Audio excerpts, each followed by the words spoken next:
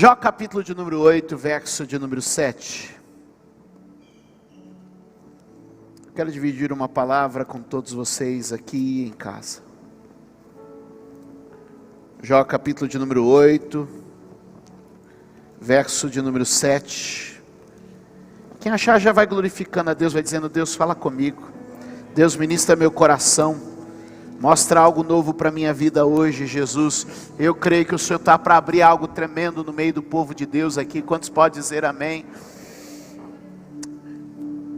Jó 8,7 diz assim: o seu começo parecerá modesto, mas o seu futuro será de grande prosperidade. Vamos ler todos juntos, está aqui na tela, você em casa pode ler também, vamos lá? O seu começo parecerá modesto, mas o seu futuro será de grande prosperidade. Vamos ler de novo, mais uma vez, todo mundo? O seu começo parecerá modesto, mas o seu futuro será de grande prosperidade.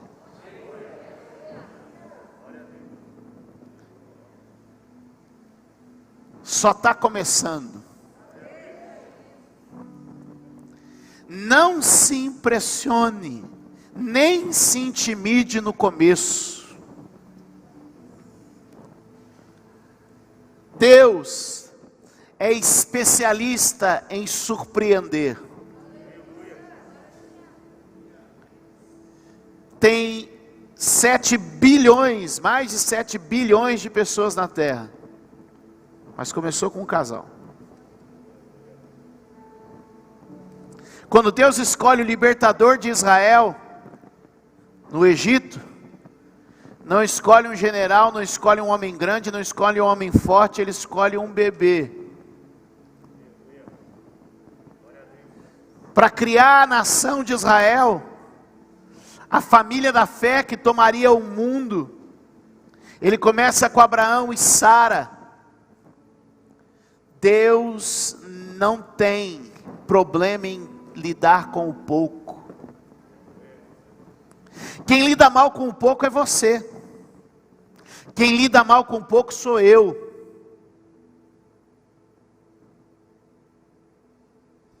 Deus, aleluia, está nos visitando essa manhã e dizendo: vai começar pequeno, vai começar com pouco, vai começar limitado, mas vai começar. Começa com a semente, começa com uma palavra, começa com um gesto, começa com uma mensagem, começa com pouco, mas logo vira muito. E eu quero aqui hoje dizer: há um batismo de Deus.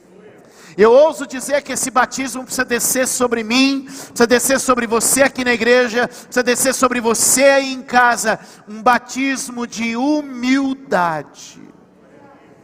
Um batismo de humildade sobre nós, um batismo de perseverança sobre nós, um batismo de ousadia sobre nós, para começar de forma modesta, mas para alcançar grande êxito e grande prosperidade. Alguém pode dar um aplauso ao Senhor por esta palavra que Ele nos direciona hoje de maneira especial?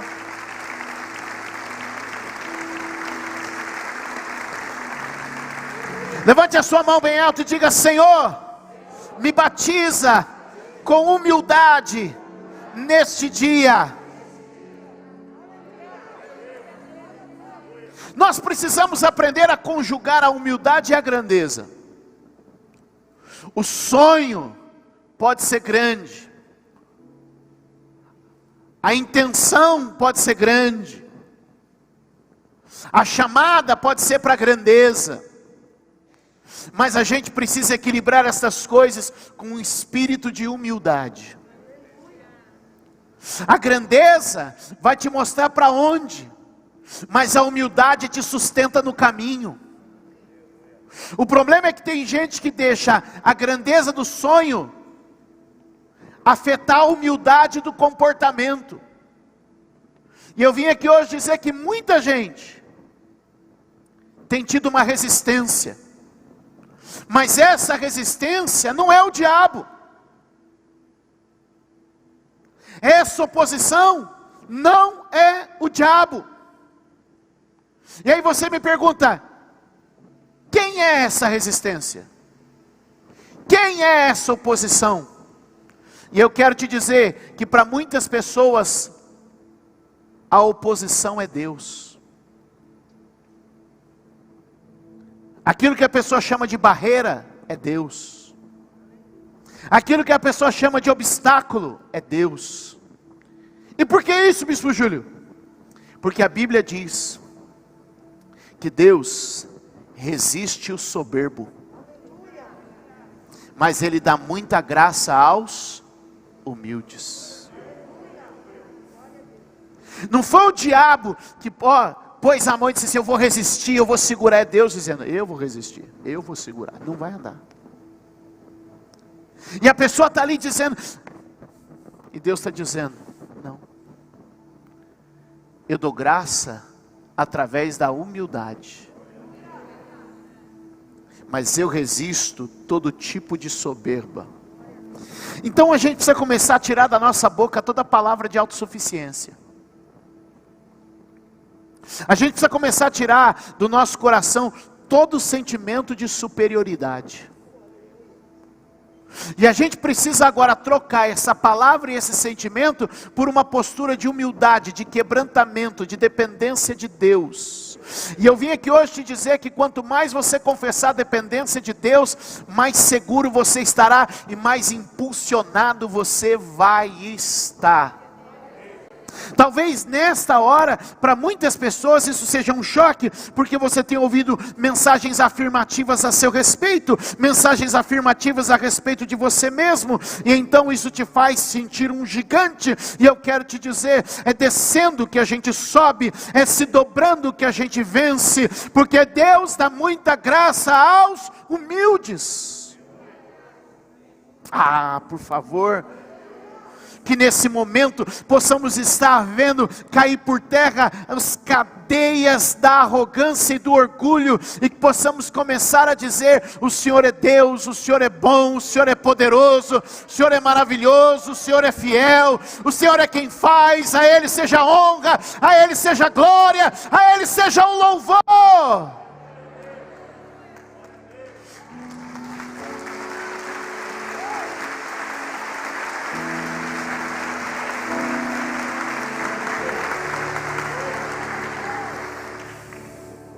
A humildade do começo precisa ser a nossa amiga e companheira durante o tempo da grandeza. O destino será de prosperidade, mas o caminho será de humildade. Isso aí dá para pôr no Instagram, no Twitter, uma dessa não dá? Poeta. O destino é de prosperidade, mas o caminho tem que ser de humildade.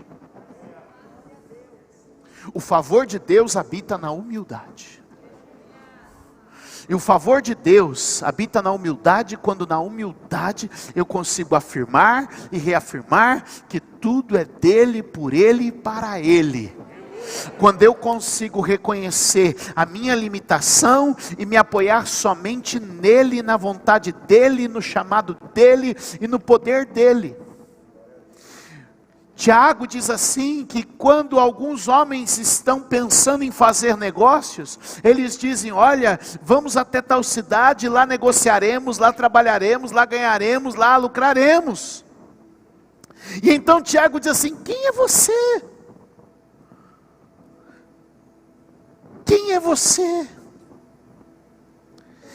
Aí alguém pode dizer, então não devo fazer um plano, então não devo fazer um projeto. Não, ele diz, no lugar disso, substitua, irei e farei, por, se o Senhor permitir, se Deus quiser, com a bênção de Deus, remetendo para Ele a glória, remetendo para Ele o louvor, remetendo para Ele a honra, e se apresentando com humildade diante do Senhor. Levante a mão e diga, o destino é de prosperidade, mas o caminho é de humildade. Mateus capítulo de número 25, verso de número 23.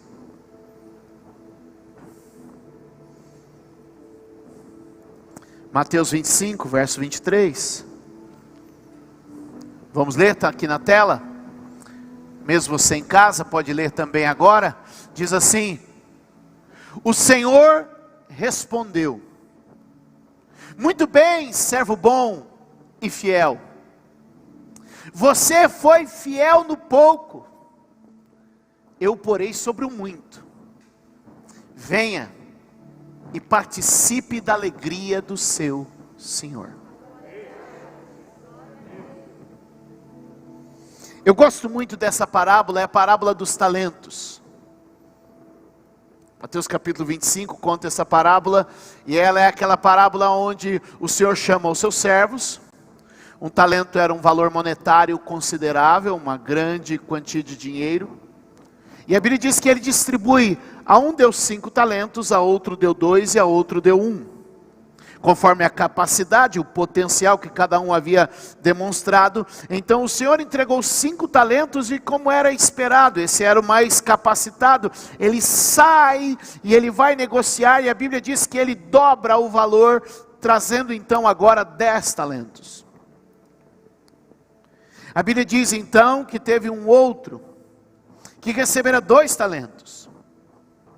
Ele não era nem o bambambam, mas também não era o piorzinho, né? Ele estava ali na média. E vamos ser honestos. Vamos ser honestos. Está pronto para ser? A gente não é o pior do mundo. Mas vamos reconhecer que a gente também não é o...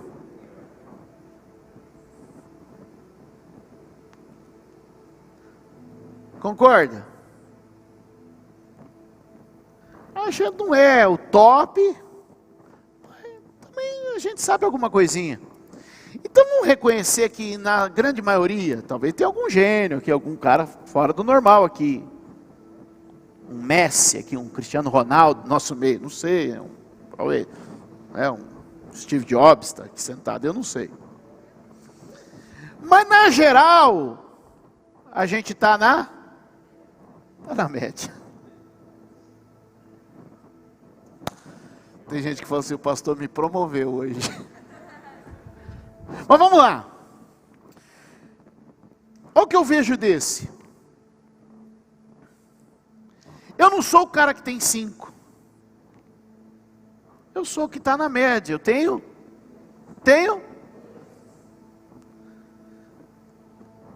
Aqui eu vejo uma lição de humildade tremenda. Ele fala: se aquele ali que o Senhor reconheceu, tendo mais do que eu, foi e fez. Por isso que eu gosto da tradução. Tem uma tradução que diz assim: chegando aquele que recebera 2 talentos, foi e fez igual.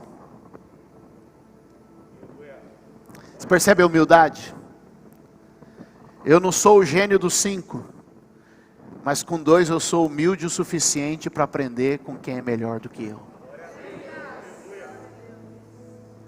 Eu não sou o gênio da inovação, não sou o gênio da invenção, mas com 2 eu sou humilde o suficiente para correr atrás de quem já está na minha frente. Então percebe que o nosso sucesso não é apenas uma questão de humildade diante de Deus, mas também de humildade diante das pessoas. Não é uma questão apenas de sermos quebrantados diante de Deus, mas sermos também humildes diante dos homens. E é esse espírito de humildade que precisa pairar sobre nós, desconstruir algumas ideias na nossa cabeça e no nosso coração, para que a gente possa olhar e dizer o seguinte: Senhor, eu vou ser humilde para aprender, eu vou ser humilde para copiar, eu vou ser humilde para me alinhar a uma visão que é mais aperfeiçoada que a minha. Alguém está comigo aqui essa manhã? Faz sentido para você o que eu estou falando aqui agora? Por que que muita gente não está prosperando como devia prosperar? Primeiro, porque a arrogância e o orgulho resiste e o coloca fora de planos de prosperidade. Mas ainda nessa história, que eu estou só introduzindo a mensagem, e acho que vai acabar na introdução pelo horário. Um recebe 5 e vai. O outro recebe 2 e vai atrás. Eu vejo uma lição de humildade, você consegue ver? Mas tem um outro que recebe 1. E o que ele faz? Tem um cara que recebeu 5. Tem outro cara que recebeu 2. Tem outro cara que recebeu 1, que sou eu. Esses caras não sabem nada. Isso aí a gente fica assim com o chefe. É por causa disso. É por isso que eles foram promovidos. É por isso que um é gerente, outro é supervisor e eu continuo peão.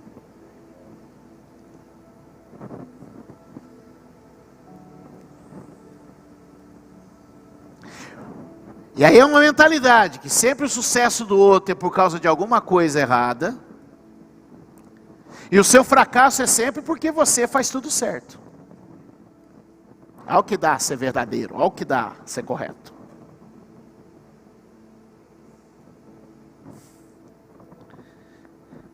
E aí ele, no alto do seu talento,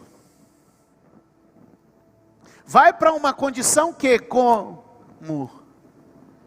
a Bíblia diz,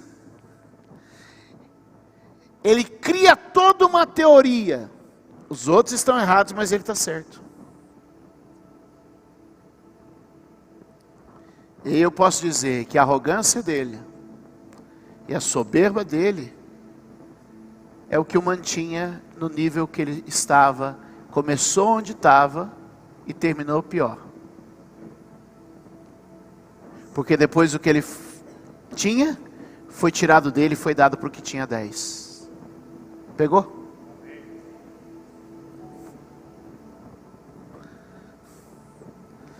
Pensa comigo, e se essa aqui não convencer você, meu Deus.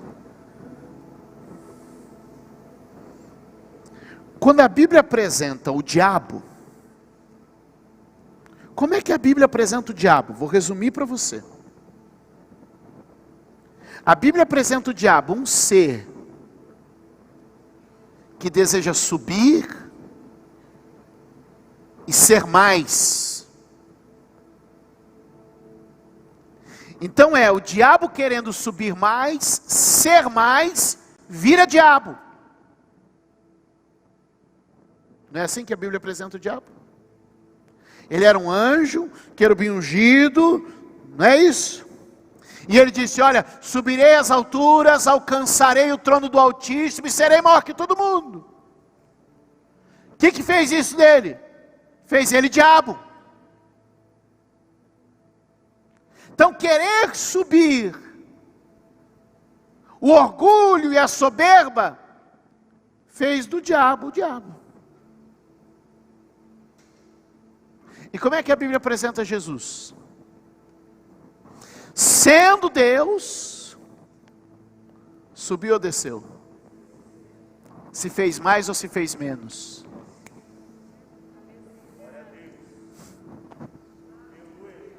A Bíblia apresenta o diabo mostrando alguém que quis ser mais. E a Bíblia apresenta Jesus mostrando alguém que quis ser.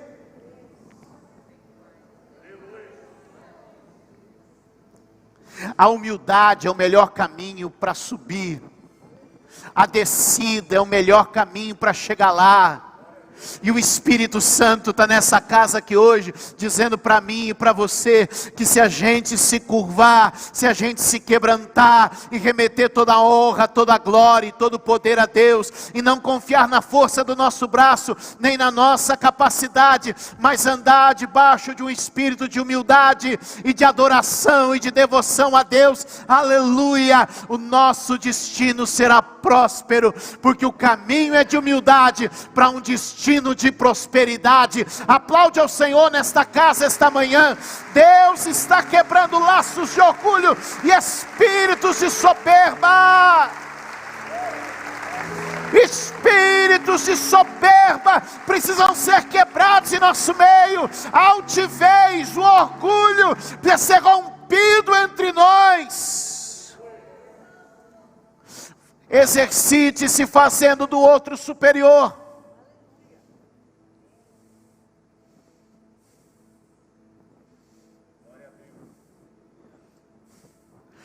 Outro dia eu estava no meio de uma conversa, e havia uma situação que encaixava ali na conversa, que eu podia compartilhar uma experiência, mas eu lembro que eu não compartilhei, porque eu sentei e falei assim: Senhor, me dá um jeito de contar isso sem que eu pareça soberbo, sem que eu pareça arrogante, e se não houver uma maneira de eu comunicar isso, sem isso, eu prefiro ficar calado. E sabe o que aconteceu? Eu deixei a conversa seguir com os outros e fiquei quieto. Embora eu tinha que falar, eu tinha que contar, mas eu falei: Senhor, se eu não entender um jeito que eu possa contar isso, sem que eu me ponha sobre essas pessoas, eu não vou falar. Eu saio daqui o menor, mas eu não vou me impor como o maior. Porque para um destino de prosperidade só existe um caminho de humildade. E é isso que eu quero dividir com vocês essa manhã, que a gente comece a desconstruir a altivez, a arrogância e o orgulho, em nome do Senhor Jesus. Alguém pode levantar a mão e dizer: Senhor, faz essa obra na minha vida hoje. Abre comigo a tua Bíblia em Atos capítulo de número 27. Atos capítulo de número 27. Eu sinto Deus aqui. Eu sinto a presença de Deus aqui hoje. Eu sei que Deus está falando com alguém aqui agora. Eu sei que Deus está desarmando laços diabólicos aqui agora. Eu sei que o Espírito Santo está desatando agora amarras espirituais, laços do diabo que estavam prontos para resistir pessoas, laços de orgulho, laços de soberba. Alguém pode dizer amém? Em Atos capítulo de número 27, Paulo está pronto para viajar. No verso de número 10, ele se levanta, um homem experiente de viagens, um homem conhecedor, uma das mentes mais brilhantes da humanidade, o apóstolo Paulo. E no verso de número 10 ele diz: Senhores, vejo que a nossa viagem será desastrosa, e acarretará grande prejuízo para o navio, para a carga e para a nossa vida. Mas o centurião, em vez de ouvir o que Paulo falava, seguiu o conselho do piloto e do dono do navio. Visto que o porto não era próprio para passar o inverno, a maioria decidiu que deveríamos continuar navegando, com a esperança de alcançar Fênice e ali passar o inverno. Este era um porto de Creta, que dava para o sudoeste e nordeste. Paulo está dentro de um navio, junto com os homens, ele é prisioneiro, está sendo levado a Roma para ser julgado, para ser preso, e ao final condenado, ao final da história. E ele então, dentro do navio, quando entra no navio, ele começa a dizer: gente, eu acho que não vai ser bom a gente sair daqui agora. É melhor a gente se ajeitar aqui nesse porto, se organizar aqui, e passar um inverno aqui. A navegação vai ser perigosa. Mas olha o texto. O que ele diz? Que o centurião não ouviu Paulo. Ele preferiu o quê? Ouvir o piloto do barco, ouvir o dono do navio. A maioria começou a dizer assim: esse porto aqui não é bom para o inverno. Isso aqui não é Campos do Jordão. Isso aqui não. Para nós não dá. Vão para uma ilha grega, vão para Creta, aí combina. Um inverno numa ilha grega é melhor. De comer fundi, coisa assim.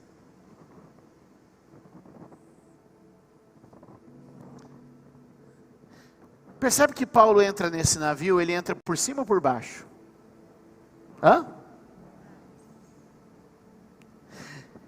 Paulo está por baixo, e esses homens estão por cima. É disso que a Bíblia está dizendo, a gente entra por baixo, mas vai sair por cima. Paulo não foi ouvido, Paulo não foi considerado, porque a posição de Paulo não permitia isso. Ele foi desprezado, mas ele estava lá. De repente, aqueles que se acharam que sabiam mais, observe comigo ainda no capítulo de número 27, eu vou fazer uma sequência com você aqui. Olha o que diz, verso 15. Estou resumindo bem para a gente ganhar um tempo. O navio foi arrastado pela tempestade sem poder resistir ao vento. Assim, cessamos as manobras e ficamos à deriva. Passando do sul de uma pequena ilha chamada Clauda, foi com dificuldade que conseguimos recolher o barco salva-vidas. Levantando, lançaram mão de todos os meios para reforçar o navio com cordas. E temendo que encalhassem os barcos de areia nascida, baixaram as velas e deixaram o navio ir à deriva, à toa. Verso 18. No dia seguinte, sendo violentamente castigados pela tempestade, começaram a lançar fora a carga. No terceiro dia, lançaram fora com suas próprias mãos a amarração do navio, não aparecendo nem sol, nem estrelas, por muitos dias, e continuando a abater-se sobre nós uma grande tempestade. Finalmente, perdemos toda a esperança de salvamento. Você percebe os homens que pareciam ter o controle nas mãos? O que acontece com eles? De repente um vento os arrasta. Irmão, nós não temos o controle, nós não estamos no domínio. Nós não somos senhores desta vida. A gente acha que tem o que quer, a gente acha que fez o melhor plano, e de repente um vento muda e arrasta tudo. Quando o vento começou a arrastar, o que a Bíblia diz? Que eles tentaram resistir e não puderam. O que a Bíblia diz? Que eles usaram de todas as manobras que conheciam e não foram efetivos. O que a Bíblia diz? Que eles lidaram com muita dificuldade. Eu só fui marcando. E que depois de esgotarem suas opções, eles pegaram a carga, a seda, joga fora.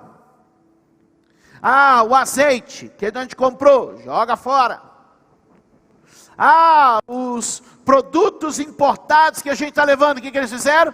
Jogaram fora. Porque, irmãos, quando a gente não anda debaixo da humildade, do temor, é isso que acontece. Um vento nos arrasta para onde a gente não quer, aí a gente usa tudo que sabe, e usa tudo que tem, e ainda assim termina sem esperança, nem por força, nem por poder, mas pelo Espírito do Senhor. As manobras foram inadequadas, improdutivas, os meios e a força que eles puseram não pôde salvá-los naquele dia, porque não é o que eu sei, não é o que eu tenho, nem o que eu faço que me salva, mas é a obra dele em mim que me salva. Meu Deus! Às vezes o homem assume a arrogância de dizer: eu sei o que eu quero, eu sei para onde vou, e eu quero aqui hoje dizer: Deus, tu sabes, Deus. Juntou o capitão, juntou o dono, juntou o centurião, a gente já sabe o que quer, sabe para onde vai. O que eles tinham não deu, o que eles sabiam não deu, o que eles podiam não dava. A esperança do homem não pode estar, guarde essas três coisas: a esperança do homem não pode estar no que ele sabe, a esperança do homem não pode estar no que ele tem, a esperança do homem não pode estar no que ele pode. Todas as manobras, nada. Todo esforço, nada.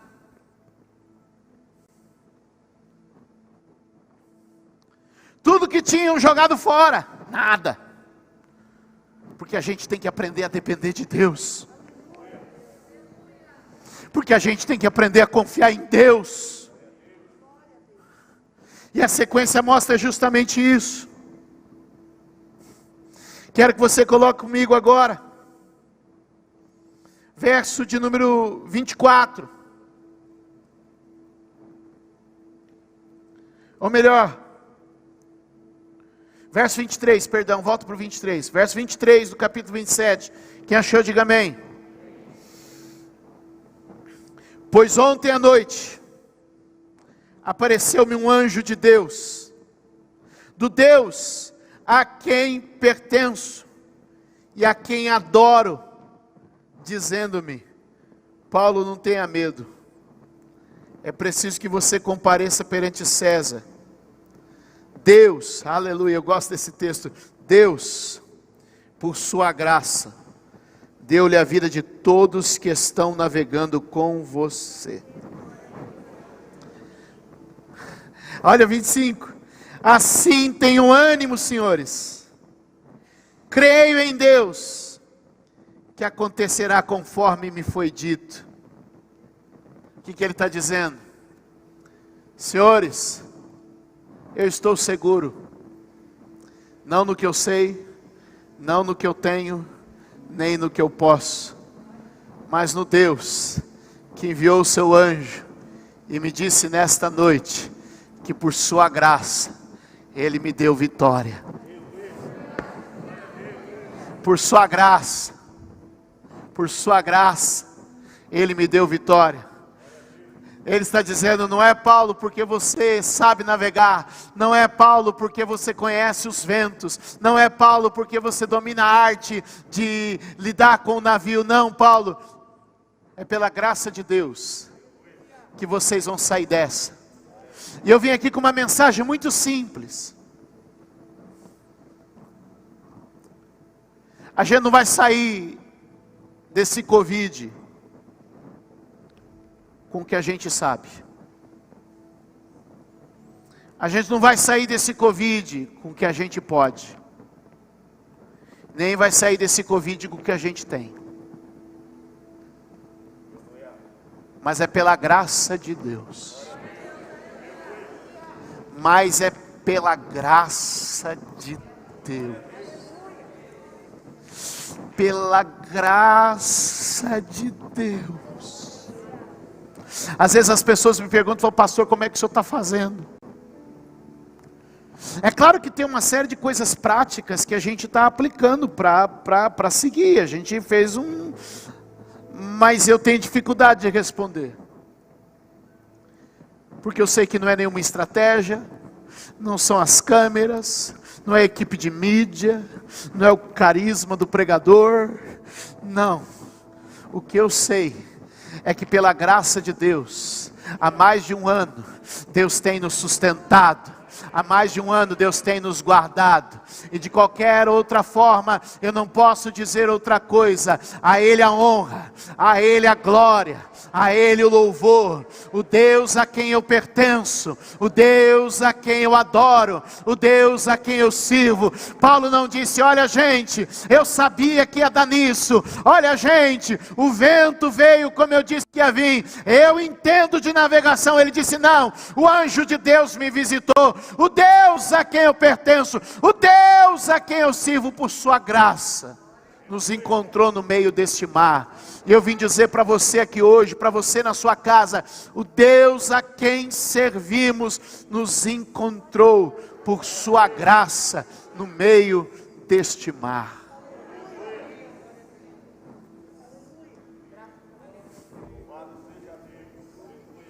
Escuta, só para resumir,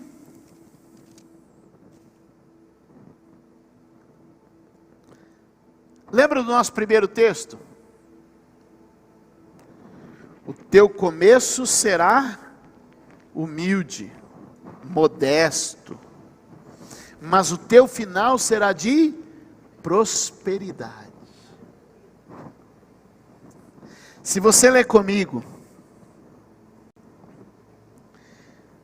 o final do capítulo 27. O Paulo entra no navio e ninguém o ouve. Mas antes de sair do navio, é Paulo quem está dando as ordens. Ele entra no navio como prisioneiro, mas sai do navio como capitão. Eu acho que isso é profético para alguém que está passando um tempo, e eu vim aqui ser voz de Deus para a tua vida. Permanece na humildade, ainda que ninguém te ouça, ainda que ninguém te escute, ainda que não lhe considerem, ainda que não lhe vejam como alguém que deva ser ouvido, mas acredita, teu começo pode ser modesto, mas o teu final, aleluia, será próspero. Paulo chega naquele lugar, e ele não é ninguém, mas os últimos versos do capítulo 27, as pessoas estão olhando para ele esperando a próxima ordem. Porque não foi se impondo, mas foi com humildade. Não foi se apresentando, mas apresentando o seu Deus. Há um meio, gente, há um caminho, gente, e é o quebrantamento, é a vida simples, é a vida humilde, é a vida quebrantada, que vai fazer toda a diferença na vida do crente, que vai fazer toda a diferença na vida daqueles que adoram e servem ao Senhor. E só para reforçar, o capítulo 28 é o mesmo. Paulo chega como náufrago. Já viu o filme de náufrago? Os caras que afundam o navio, e aí chega na beira da praia, né? E eu não sei porquê, mas no naufrágio rasga todas as roupas, não é? Devia só molhar, né? Mas rasga, não sei. Mas tudo bem, imagina lá o náufrago, do jeito que você imagina no filme.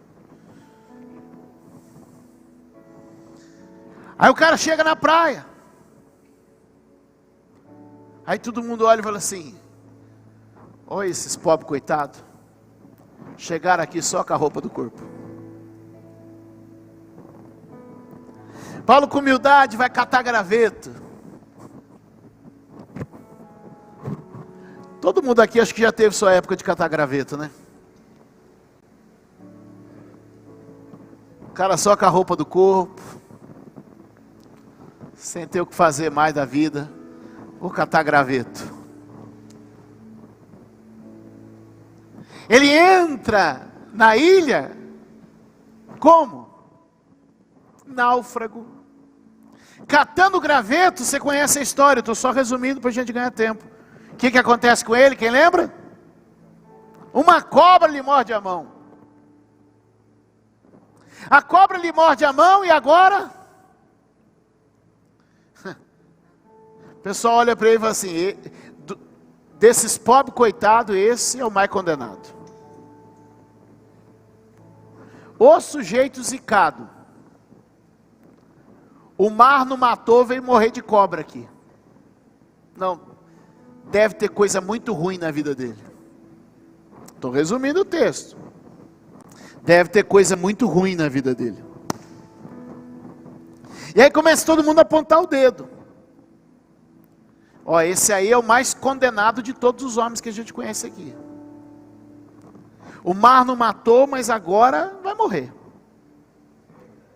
Já já vai inchar, já já vai espumar, já vai cair, morrer. Mas a Bíblia diz que passando o tempo,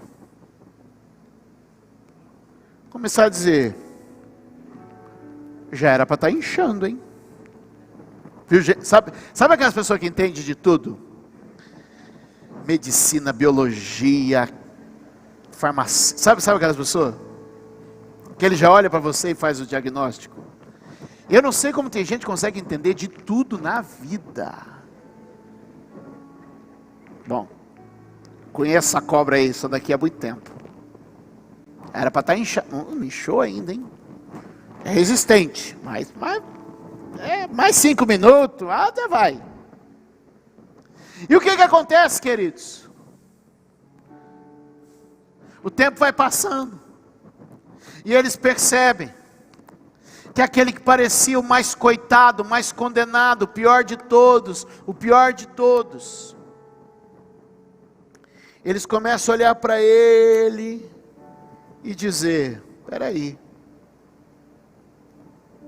Verso 6 do capítulo 28. Eles, porém, esperavam que ele começasse a inchar, ou que caísse morto de repente. Mas tendo esperado muito tempo, e vendo que nada de estranho lhe sucedia, mudaram de ideia, e passaram a dizer que ele era um Deus. Isso não é gente, não. Isso é Deus encarnado. O que eu quero te dizer? Que é lá no ponto mais baixo que as pessoas começaram a ver Deus na vida dele. E a minha oração hoje é que não importa quão difícil seja o período, quão intensa seja a tempestade, quão rigoroso seja o inverno, quão feroz seja o ataque de Satanás, Deus seja visto em nossa vida, Deus seja glorificado em nossa vida, Deus seja exaltado em nosso viver. Estão apontando o dedo, estão traçando já o diagnóstico contrário, estão acusando, estão dizendo, e Deus está ministrando esta manhã: seja humilde, quebrantado, começa por baixo, cata os gravetos, mas eu vou te levantar, porque Deus resiste o soberbo, mas dá muita graça aos humildes. Aleluia! O Senhor continua dizendo e continua afirmando: ao que se exalta eu derrubo, mas o que a si mesmo se humilha eu exalto, eu ponho de pé, eu levanto, eu honro, eu manifesto a minha vida nele. Eles mudaram de ideia. Aí sabe o que aconteceu? Sabe para onde levaram ele? Vou resumir para você. Verso 7. Vai para a casa do governador. A melhor casa da ilha é a casa que foi receber o Paulo. Eu amo isso. Verso 8. Para aquele que disseram que ia inchar, ter febre e morrer, agora começa a trazer os doentes para ele, para que ele impõe as mãos sobre eles e os cure. E eu leio 10, para você entender que não importa quão por baixo a gente começa, se a gente manter a nossa vida quebrantada na presença do Senhor e com humildade, Deus vai fazer toda a diferença. O verso 10 diz assim: eles nos prestaram muitas honras, e quando estávamos para embarcar, forneceram-lhe os suprimentos de que necessitávamos. Fica de pé.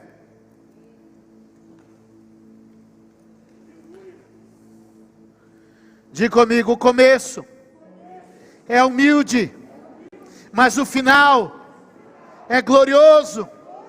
Diga: o final é de prosperidade, mas o caminho é de humildade. Levante as suas mãos aos céus em nome de Jesus.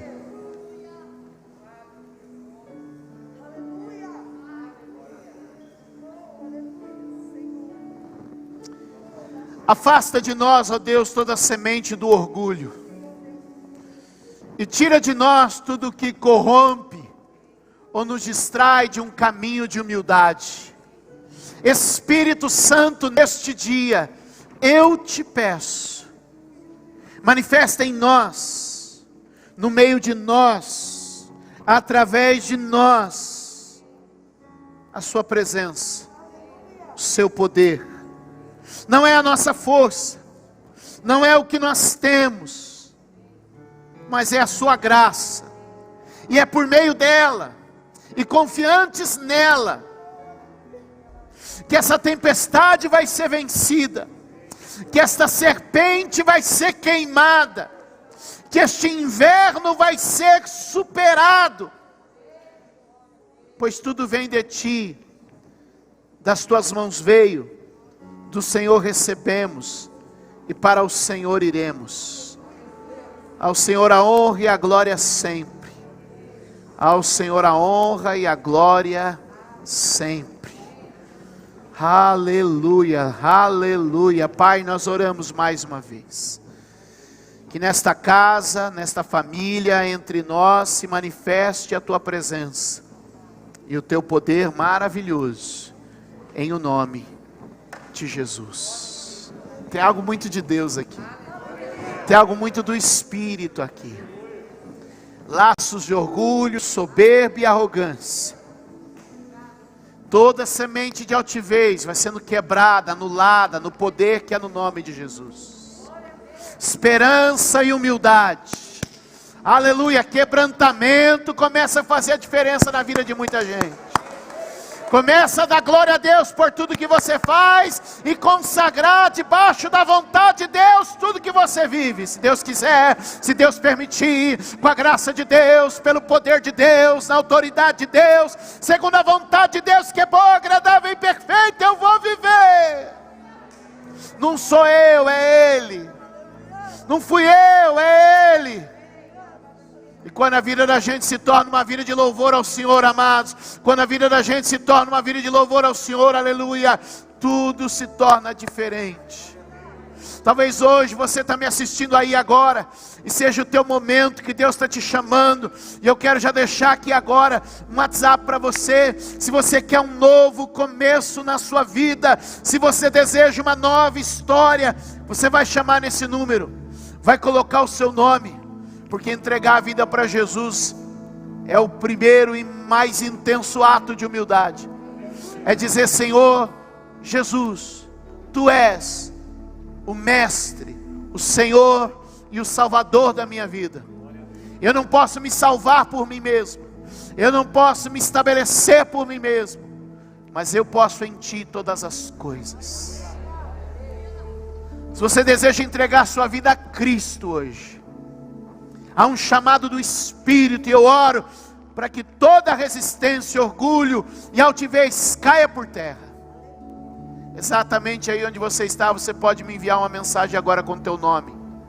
Vai abrir uma tela, você vai clicar aí, opção 2. E aí eu tenho um vídeo para você, um recado que eu gravei. Eu e Deus estávamos numa sala, e Ele falou assim: filho, eu sei que Ele vai estar ali para te assistir, então fale isso para Ele. E eu quero dividir isso com você. Deus está te chamando para uma vida nova, para um tempo novo, e que hoje seja o primeiro dia de uma nova história para você também. Levante as mãos todos aqui e adore ao Senhor conosco. Deus, abre a nossa visão. Deus, desfaz o laço do orgulho e da soberba. Nos ensina a fluir na Tua graça, no Teu temor e no Teu amor, para a glória do Teu santo nome.